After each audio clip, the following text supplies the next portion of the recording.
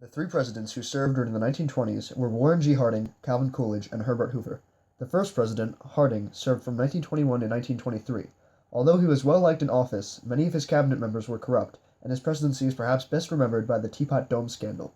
The next president was Calvin Coolidge, serving from 1923 to 1929.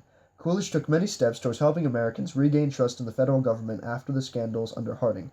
His presidency was also a time of great economic prosperity.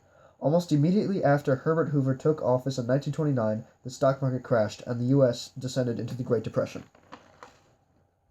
The 20s were not only a time of great economic prosperity, but also of much cultural change. In the beginning of the decade, the 18th Amendment was passed, banning the sale and consumption of all alcoholic beverages in the United States. This led to the opening of many speakeasies across the nation. The 1920s were also known as the Jazz Age because it was in this decade that jazz musicians such as Louis Armstrong and Count Basie became very popular. Many more people could listen to jazz and other styles of music in this decade because of a new invention, the radio. However, the radio was not only used for music but also for sports broadcasting. This led to the popularization of sports such as tennis and baseball.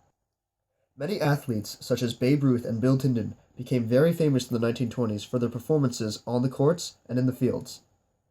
One of the biggest cultural movements that took place in the 1920s was the Harlem Renaissance. The Harlem Renaissance was a cultural explosion for African Americans during the 1920s. Many black writers, artists, and musicians became prominent during this time period. Langston Hughes, Alan Locke, and Claude McKay were all famous writers who emerged from the Harlem Renaissance. In fact, one of the most popular books of the 1920s, entitled Home to Harlem, was written by Claude McKay. As mentioned before, the 1920s were also known as the Jazz Age, and many prominent jazz musicians, such as Billie Holiday and Louis Armstrong, got their start in Harlem. Another important aspect of the Harlem Renaissance was the theater. African Americans such as Ethel Waters and Noble Sissle became known throughout the nation for their performances on stage. Another group of individuals who experienced much cultural change during the 1920s were women. Suddenly, in this decade, it became acceptable for women to go to bars and dance clubs. Women also became more respected in the professional world.